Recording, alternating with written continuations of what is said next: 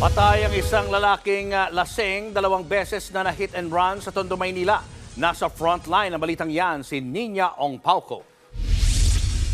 Wala gaanong dumaraan na sasakyan sa madilim na bahaging ito ng Jose Abad Santos Avenue sa Tondo, Maynila kaninang madaling araw.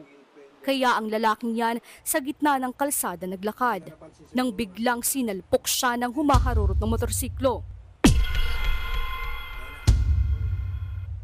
Bumulagta ang lalaki habang dire-diretso lang ang nanagasang rider.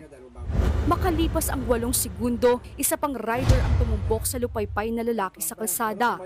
Sa tindi ng impact, sumemplang pa ang ikalawang rider. To the rescue naman ang 2 lalaki mula sa kabilang kalsada. Una nilang tinulungan ang rider. Pero nang respondehan na nila ang nasagasa ang biktima, bigla na lang sumibat ang rider.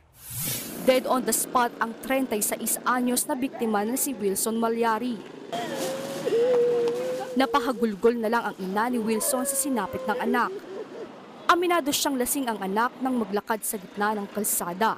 Pero hindi niya matanggap na hindi man lang tumulong ang mga nakasagasang rider.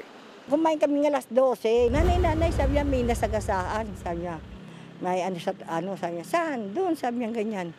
Bumaba akong diretso. Marites naman kasi ako, lumapit ako uli, tinignan ko. Tapos tinanong ko ng gwardiya dito, asan si Nelson, sabi niya. Wala, sabi ko ganun, parang siya yan, sabi nung binuksan niya, siya nga. Hirap namang matukoy ng mga otoridad ang pagkakakilanlan ng mga rider. Hindi kasi maaninag ang kanilang plaka sa CCTV. Pero pinaghahanap na sila, hiling naman ng barangay magkaroon ng poste ng ilaw sa lugar. Nagbabalita mula sa frontline, Nina Ong Pauco, News 5. Mga kapatid, Julius Babaw po. Iba na ang may alam at may pakialam sa panahon ngayon. Para sa frontline ng mga balita, mag-follow at mag-subscribe sa social media pages ng News 5.